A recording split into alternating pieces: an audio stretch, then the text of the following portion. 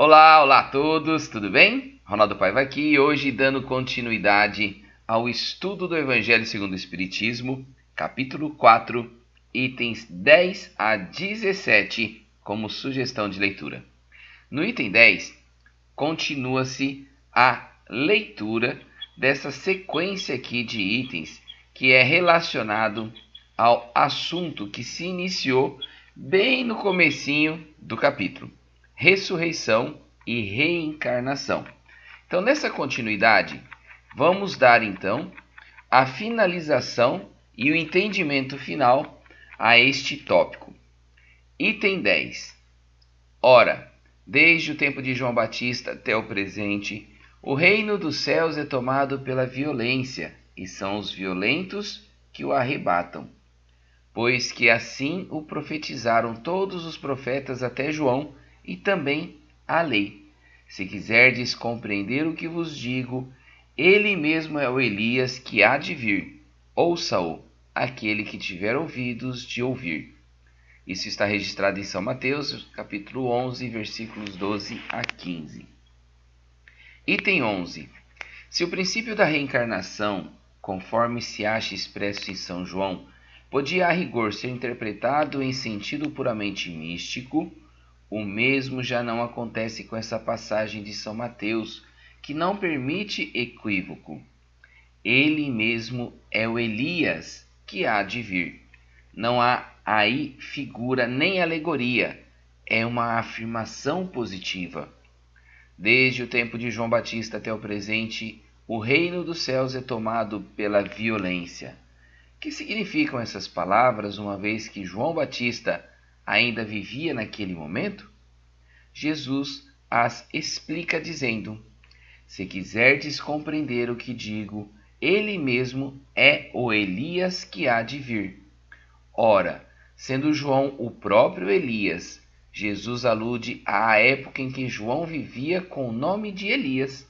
Até o presente, o reino dos céus é tomado pela violência.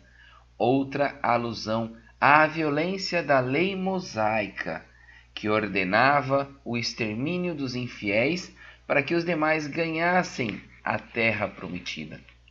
Paraíso dos hebreus, ao passo que, segundo a nova lei, o céu se ganha pela caridade e pela brandura. E acrescentou: ouça aquele que tiver ouvidos de ouvir. Essas palavras que Jesus tanto repetiu claramente dizem que nem todos estavam em condições de compreender certas verdades. Item 12. Aqueles do vosso povo a quem a morte foi dada viverão de novo. Aqueles que estavam mortos em meio a mim ressuscitarão. Despertai do vosso sono e entoai louvores a Deus, vós que habitais no pó, porque o orvalho que cai sobre vós é um orvalho de luz, e porque arruinareis a terra e o reino dos gigantes. Registrado em Isaías 26:19. Item 13. É também muito explícita essa passagem de Isaías. Aqueles do vosso povo a quem a morte foi dada viverão de novo. Se o profeta houvera querido falar da vida espiritual, se houvera pretendido dizer que aqueles que tinham sido executados não estavam mortos em espírito, teria dito: ainda vivem, e não viverão de novo. No sentido espiritual, essas palavras seriam um contrassenso, pois que implicariam uma interrupção na vida da alma. No sentido de regeneração moral, seriam a negação das penas eternas, pois que estabelece em princípio que todos os que estão mortos reviverão. Item 14. Mas quando o homem há morrido uma vez, quando seu corpo, separado de seu espírito, foi consumido, que é feito dele? Tendo morrido uma vez, poderia o homem reviver de novo?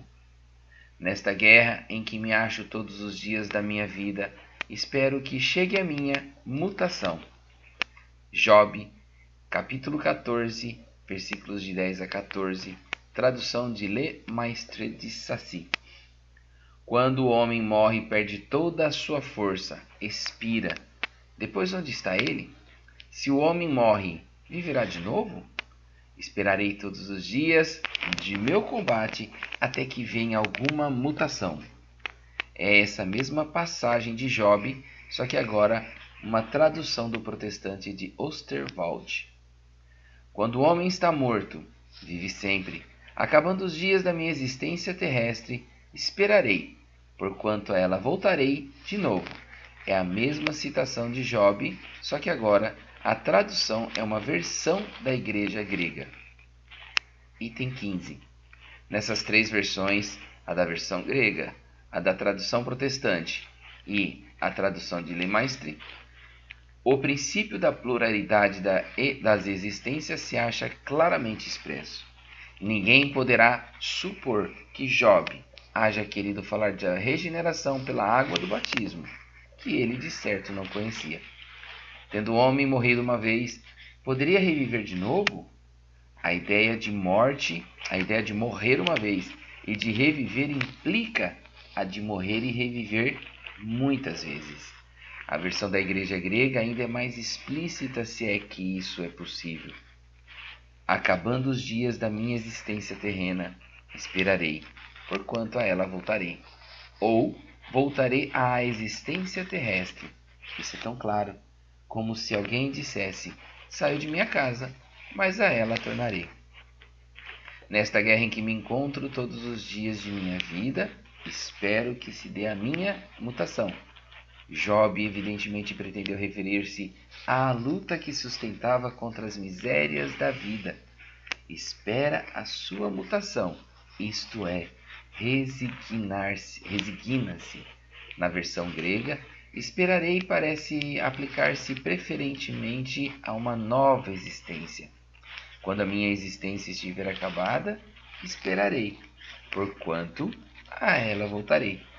Job se coloca após a morte, no intervalo que separa uma vida, uma existência, de outra, e diz que lá aguardará o momento de voltar. Item 16. Não há, pois, duvidar de que, sob o nome de ressurreição, o princípio da reencarnação era ponto de uma das crenças fundamentais dos judeus, ponto que Jesus e os profetas confirmaram de modo formal, donde se segue que negar a reencarnação é negar as palavras do Cristo. Um dia, porém, suas palavras, quando forem meditadas sem ideias preconcebidas, reconhecer-se-ão autorizadas quanto a esse ponto, bem como em relação a muitos outros. Item 17. A essa autoridade do ponto de vista religioso se adita do ponto de vista filosófico, a das provas que resultam da observação dos fatos.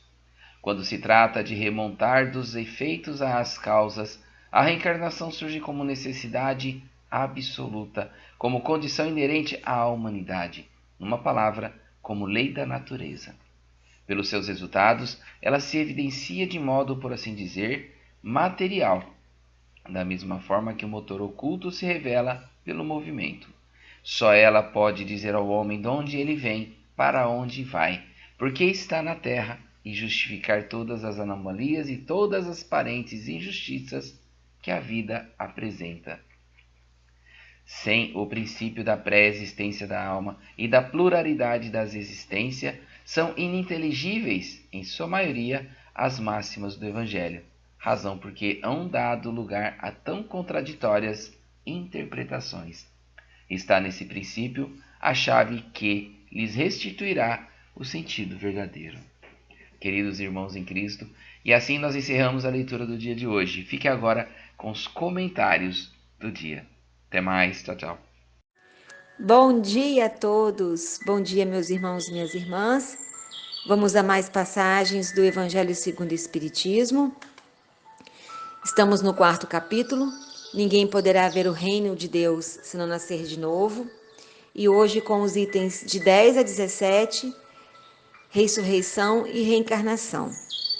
Temos na passagem de Mateus, quando Jesus diz que desde os tempos de João Batista até agora, o reino dos céus é tomado pela força. Ele só poderia estar se referindo ao tempo em que João Batista era Elias, visto que o tempo dele era o mesmo do tempo de Jesus, quando proferiu essas palavras. Vimos também Nesse item, na referência ao reino dos céus ser tomado pela força, destacava a imposição da lei mosaica, pela violência, pela forma como conduziam, chegando até a matar os infiéis para conquistar a terra prometida, o sonhado paraíso dos hebreus. Já no texto de Isaías, vemos a exaltação da vida eterna. Os teus mortos viverão. Ao usar o verbo no futuro, Jesus se referia à volta, ao nosso retorno, pois se ele estivesse falando sobre a vida espiritual após a morte, teria dito: vivem e não viverão. Temos também outro texto que evidencia essa afirmativa. No texto de Job, Kardec teve o cuidado de transcrever 3 famosas traduções, onde vemos Job colocando claramente em suas perguntas a ideia da reencarnação. Quando o homem há morrido uma vez. A expressão morrer uma vez sugere que se pode morrer mais vezes.